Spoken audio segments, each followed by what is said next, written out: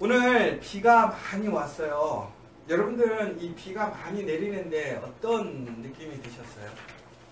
이게 눈이 왔었으면 여러분 어땠을까요? 근데 이게 참 신기하더라고요. 애들은 눈이 와야 되는데 어른들은 비가 와서 다행이래요. 왜? 교통마비가 되니까. 우리는 생활하는 게 힘드니까. 근데 이게 같은 사실을 두고도 사람들이 생각하는 게 달라요. 느끼는 게 달라요. 여러분, 제가 이제 하나의 그림을 보여드릴 텐데 이게 넌센스 퀴즈는 아니에요. 네.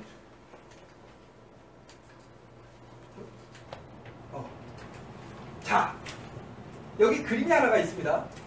제가 이거를 해보려고 우리 안지원과 박민준에게 물어봤습니다. 이 그림이 무엇으로 보이냐고. 왜냐면 어린아이와 같은 아이들은 다 볼 줄 알고 물어봤는데 아이들도 난해하다고 이 그림이 도대체 뭐냐고 저에게 얘기를 했어요. 자, 여러분들 한번 천천히 보세요. 이 그림이 뭐 같으신지 말은 하지 마시고 한번 보세요. 뭘까?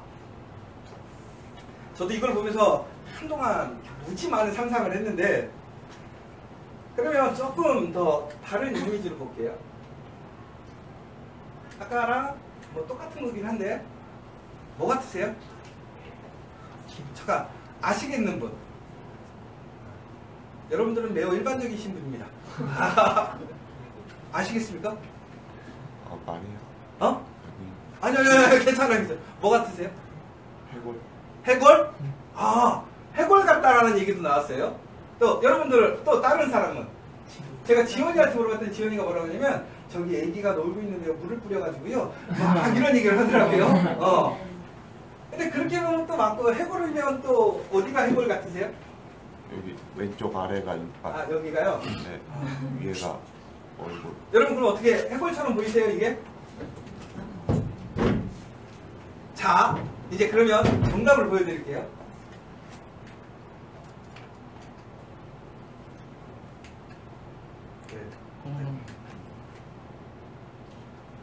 뭐예요? 보세요. 이제 보이세요? 소가 보이세요? 잘 보세요. 여기 보면 이렇게 있죠. 이게 소를 찍은 사진을 필름에 인쇄를 했을 때 현상소에서 나왔던 사진인데, 이거를 보고 사진 기자가 깜짝 놀랐다는 거예요. 보세요. 다시 한번 볼게요. 이제는 소가 보이세요, 안 보이세요? 보이죠? 되게 신기하지 않으세요? 아까 지금까지만 해도 여러분들 분명히 이 안에 소가 있었는데도 불구하고 뭐로 보였죠? 아무것도 안 보여. 혹은 해골이 보여. 그쵸? 결국은 뭐예요? 우리가 보지만 제대로 보지 않으면 그것을 알지 못하는 거예요. 혹은 여기서 또 문제가 되는 게 뭐냐면, 우리가 볼 때 잘못 보고 있는데 그것을 내가 올바로 보고 있다고 내가 확신하거나 내가 주장하게 되면 그것으로 인해서 사람들이 어떻게 되는 거죠? 이것을 보지 못하고 해골을 진짜로 이해하고 보게 된다는 거예요.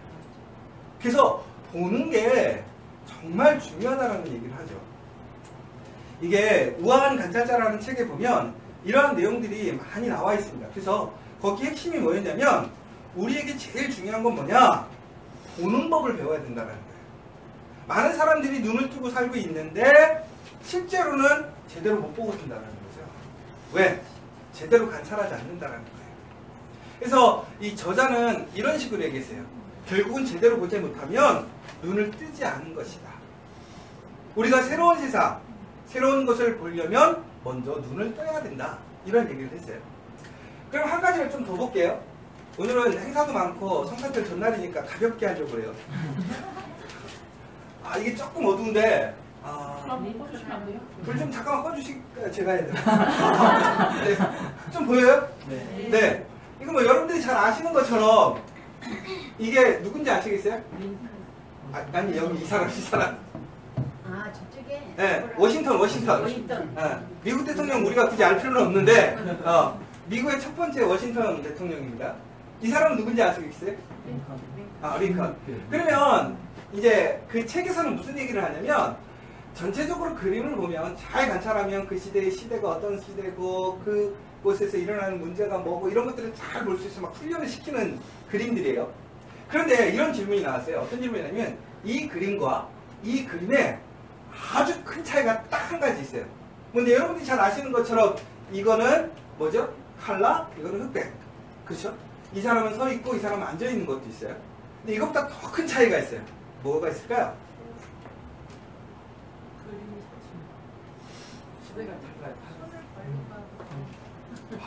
정답이 나왔어. 뭐였느냐면 이거는 그림이고 이건 사진이라는 거예요. 여러분 이거 사진이라는 거 다 아셨어요? 몰랐어요? 알았어. 그런데 제가 방금 뭐라고 그랬죠? 이 두 그림 중에 차이점이 뭘까요? 그러면 사람들이 뭐라고 생각하는 거죠? 사진인 걸 알면서도 어떻게 생각하는 거예요? 그림이라고 생각을 하는 거예요. 스스로가 아는데도 불구하고 다른 사람이 이야기하는 것을 어떻게 하는 거죠? 내 생각을 빼앗겨버리는 거예요. 내가 봤는데도 불구하고 본 것을 잊어버리는 거예요. 하나 더 보여드릴게요. 제가 이번 주에 책 읽으면서 참 재밌어서 그냥 앙리 마티스라는 사람이 그림을 그렸대요. 그런데 이거는 1905년에 그린 거고 이건 1914년에 그렸다고 하더라고요. 근데 아주 재밌는 게 여기서 조금 다른 구도와 다른 장소일 것 같지만 같은 장소입니다. 같은 장소에서 같은 것을 보고 그렸는데 왜 이렇게 다르게 그렸을까? 이게 되게 중요한 포인트거든요. 그런데 여기서 이제 그걸 알려면 역사적인 배경을 알아야 되는데 이게 1905년, 1914년이면 결국은 뭐냐면 제1차 세계대전이 일어나는 시점이라는 거예요. 그래서 이 앙리 마티스라는 사람이 결국은 이 1905년에는 너무나 평온하고 너무나 기쁘고 즐거운 그 상태에서 그림을 그린 거고요. 이 1914년은 막 프랑스에 폭격이 일어나고 가족들이 막 그런 피폐한 상황에 놓여 있고 자기가 자원을 냈지만 자원이 되지 않고 가족들이 죽게 되고 막 이런 상황이었어요. 그래서 이 상황을 보니까 결국은 이게 철문이래요. 어떻게? 전쟁이 나서 그 집을 보호하려고 철문과 나무물을 덧댄 거예요. 근데 여기서 우리가 이해해야 될 게 뭐냐면 이 그림, 이건 밖의 풍경이거든요. 그런데 1905년이나 1914년이나 이 밖의 풍경은 변했을까요? 안 변했을까요? 안 변했다라는 거예요. 그대로예요. 왜? 그 앞에 바닷가는 안 변하죠. 똑같은 모습이었다라는 거예요. 그런데 이 그림을 그린 사람이 여기 보면 검은색으로 칠해놨어요. 근데 뭐 그림 하는 사람들이 얘기하기를 뭐라고 되냐면 원래는 이곳에 그림이 그려져 있는데 나중에 이곳에 검은색으로 덧칠을 했대요. 그래서 여기에 보면 덧칠한 흔적이 있다라는 거죠. 그러면 왜 이렇게 그림을 덧칠해놨을까? 결국은 뭐냐면 같은 상황을 보더라도 그 사람의 마음, 관점에 따라서 보여지는 게 다르다는 거예요. 그러니까 팩트로 우리가 봐도 그 팩트를 이해하고 평가하는 그 관점에 따라, 그 마음의 상태에 따라서 어떻다는 거예요? 그 사람이 느끼고 보는 게 달라진다는 거예요. 그러니까 우리가 정확하게 보고 있지만 그게 팩트로 보고 있는 건지 내 마음으로 보고 있는 건지 우리가 구별할 수 있어야 된다는 거죠. 제가 오늘 이렇게 보여드린 이유가 있어요. 왜 그러냐면 여러분, 정말 여러분들은 오늘 지금 살아가시면서 여러분들이 바라보는 많은 것들이 있어요. 기쁜 것도 있고 슬픈 것도 있고, 그쵸? 힘든 것도 있고 좋은 것도 있어요. 그러면 여러분, 그것을 여러분들은 정말 좋은 것을 좋은 것으로 보는 것인지 나쁜 것을 나쁜 것으로 보고 있는 건지, 근데 좋은 것을 나쁘게 보고 있는지 한번 제대로 보자 이거예요. 여러분들은 잘 보고 계십니까? 더 나아가서 여러분들 오늘 이 읽으신 본문의 내용을 보자면 어떤 얘기가 나오죠? 매우 단순한 얘기예요. 우리 오병이어 사건 이후죠. 오병이어 사건 이후에 많은 사람들이 예수님의 놀라운 표적을 보게 되었습니다. 그런데 그 표적 이후에 그 사람들이 무엇을 보았냐면 그들은 예수님께서 표적을 보여주신 목적이 뭐였죠? 그것을 보여주신 이유가 뭐였죠? 무엇을 보여주기 위해서? 예수님이 하나님이시다. 예수님이 하나님의 아들이시다. 이것을 보여주시기 위해서 그들에게 놀라운 표적을 보여주셨어요. 그런데 그들이 이해한 건 뭐였죠? 예수님을 무엇으로 보았다고요? 메시아로 보았다는 거예요. 예수님이 우리를 구원하시기 위한 메시아도 하나의 부분인 것이죠. 그런데 이 유대인들이 생각하는 메시아는 예수님께서 이 땅에 오신 구원자와는 조금은 차이가 있었다는 거죠. 아시는 것처럼 그들이 원했던 구원자, 메시아는 뭐예요? 바로 그 로마인들을 다 쫓아내는 정치적이고 군사적인 하나님의 능력으로 정의를 실천할 수 있는 그러한 강력한 힘을 가진 그 한 사람을 원하고 있었다는 거예요. 그런데 예수님께서 이 땅에 오신 이유가 뭐였어요? 그 로마인들을 쫓아내는 것이 목적이 아니었죠. 모든 사람들을 죄에서 구원하신 거죠. 죽을 수밖에 없는 사람들을 모두 다 살리고자 하나님께서 태초에 창조하신 그 모습을 회복시키시고자 이 땅에 오셨다는 거예요. 그런데 사람들은 그들이 보는 목적에서 결국은 어떻게 된 거예요? 제대로 보지 못하는 거예요. 이해하지 못하는 거예요. 더 나아가서는 그들이 본 것이 맞다고 생각하고 그것을 주장하기 시작했던 거예요. 그러자 예수님께서는 어떻게 하셨죠? 그 자리를 떠나셨다는 거예요. 왜? 그들이 본 것이 잘못되었기 때문에. 그들은 믿음을 가지고 보았어요. 확신했어요. 그러나 그들이 보는 것이 잘못되었기 때문에 그들에게는 그 본 것이 이렇게 못하다고 하는 거죠. 저는 오늘 이 본문의 내용들을 뭐 더 얘기를 하겠지만 여러분 한번 생각해 보세요. 내가 왜 예수님을 보고 있는데? 내가 하나님을 바라보고 있는데 왜 내 인생에 왜 하나님의 은혜가 없는가? 하나님의 능력이 없는가? 결론은 내가 잘못 보고 있지 않는가? 내가 잘못 보고 있기 때문에 예수님께서 그 자리를 떠나신 거예요. 예수님께서 우리에게 보여주시고자 하는 그 예수 그리스도의 모습은 무엇인가? 우리가 어떻게 봐야 되겠는가? 근데 놀라운 게 여러분 아까 그 소의 그림을 생각해 보세요. 소의 그림이 처음에는 안 보였죠. 그런데 나중에 소를 봤을 때는 어떻게 돼요? 그게 소인 건지를 알고 보니까 어떻게 돼요? 계속 소로 보이는 거예요. 제가 왜 신기한 거냐면 저도 처음에는 하나도 안 보였어요. 근데 상준이, 우리 지원이, 민준이한테 보여주면서 제가 이게 뭘 보이니? 이러는데 못 보는 거야. 나는 다 보이는데. 그리고 오늘 아침에 이걸 보여주면서 그런 마음의 두려움이 있었어요. 혹시 이게 소가 보이면 어떡할까? 왜? 나는 너무나 뚜렷이 잘 보이니까. 그런데 사람들은 어떻게 하는 거야? 못 보는 거예요. 왜? 그 소의 실체를 알지 못하는 거예요. 결국은 우리가 정말 예수님이 누구신지를 올바로 바라볼 수 있다면, 우리가 정말 예수님을 정말로 보고 경험하셨다면 여러분은 결코 예수님을 못 볼 수가 없는 거예요. 그러면 내가 왜 예수님을 지금 보지 못하는가? 온전히 바라보지 못했기 때문입니다. 예수님은 누구든지 예수님을 통해서 하나님의 자녀가 되는 권세를 주셨어요. 우리를 죄에서 구원하시고 생명을 주시기 위해 이 땅에 오셨어요. 그런데 우리가 보지 못하는 이유는 뭐예요? 우리가 예수님을 온전히 바라보지 못하기 때문입니다. 여러분, 정말 여러분들 지금 여러분들의 눈은 예수님을 올바로 바라보고 계시는지 한번 다시 보셔야 돼요. 여러분, 예수님이 누구시냐?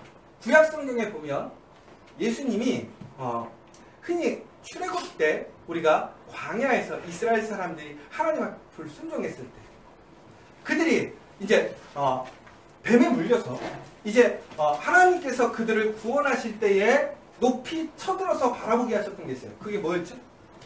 구리불뱀이었죠. 그래서 그것을 바라보는 사람들마다 어떻게 된 거죠? 치유함을 받았어요.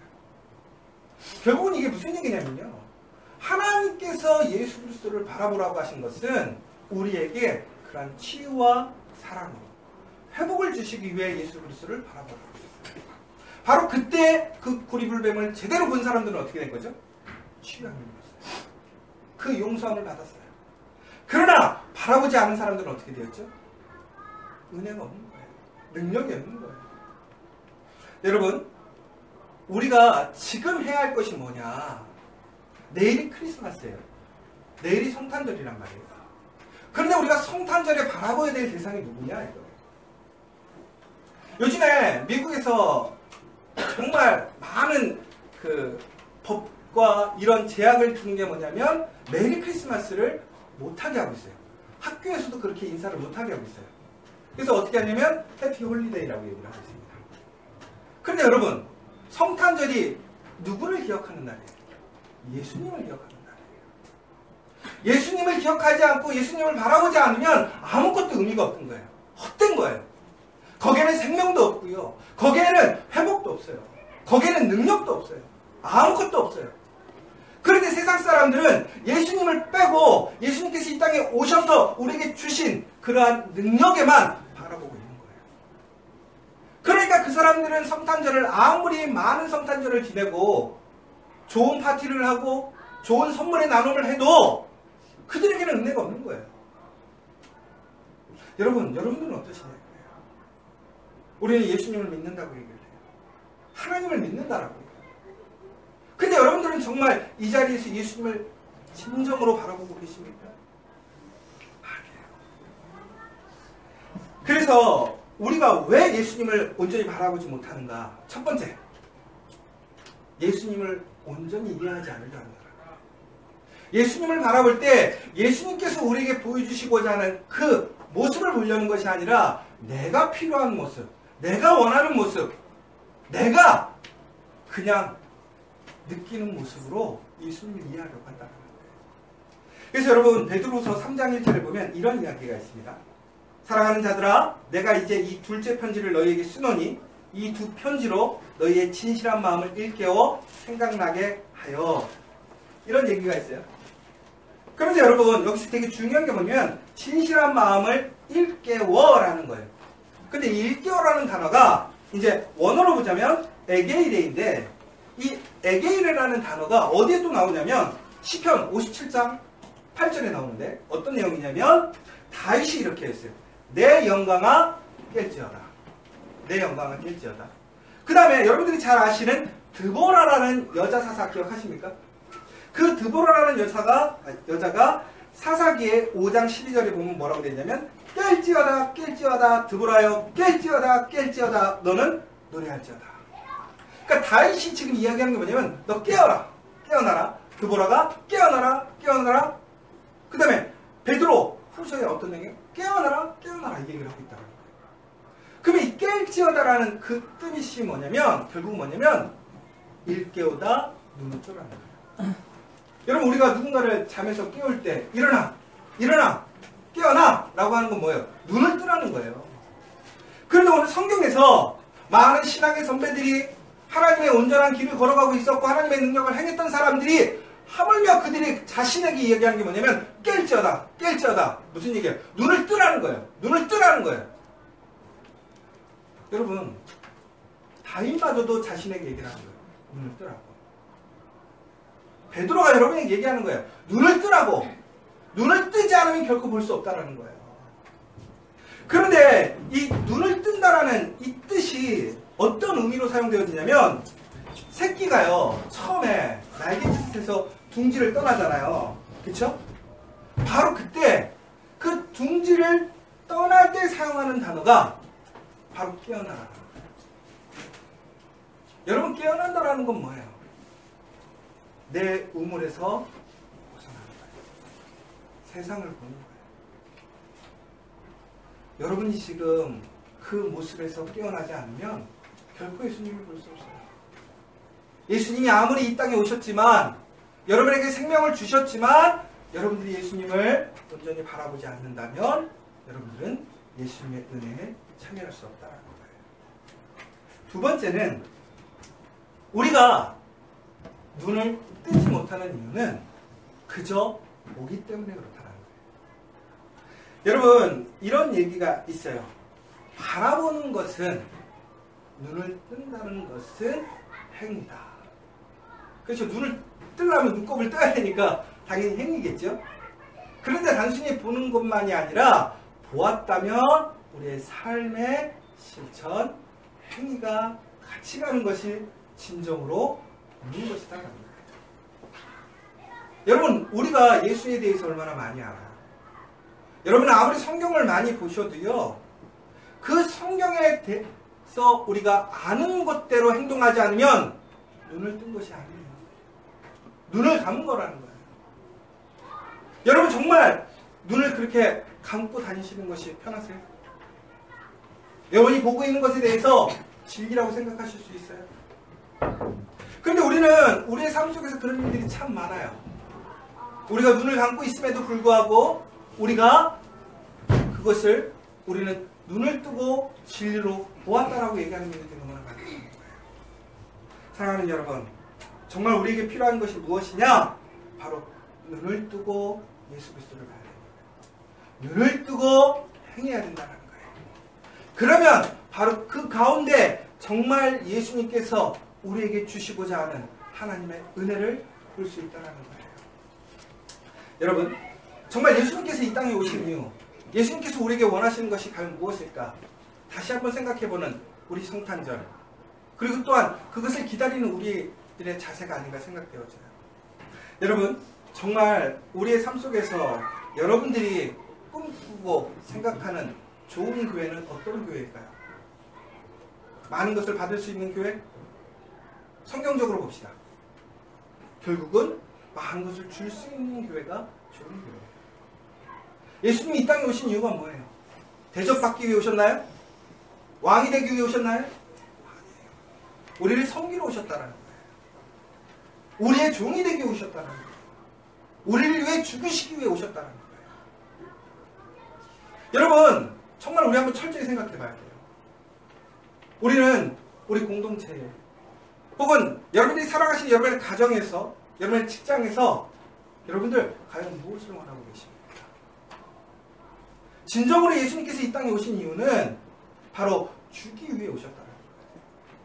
나누기 위해 오셨다는 거예요. 헌신하기 위해 오셨다는 거예요.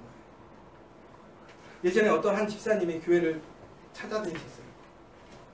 미국에 계시다가 한국에 잠깐 오셨는데 그분이 한 1년에서 2년을 머물게 된 거죠.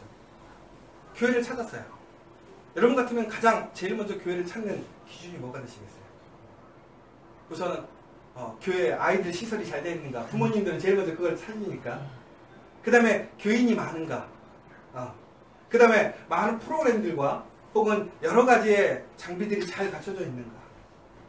근데 그분이 얘기했던 건 뭐였냐면, 자기가 교회를 찾는 기준은 뭐냐면 내가 얼마나 더 헌신할 수 있는가, 내가 그 교회에 얼마나 사용되어 줄 수 있는가.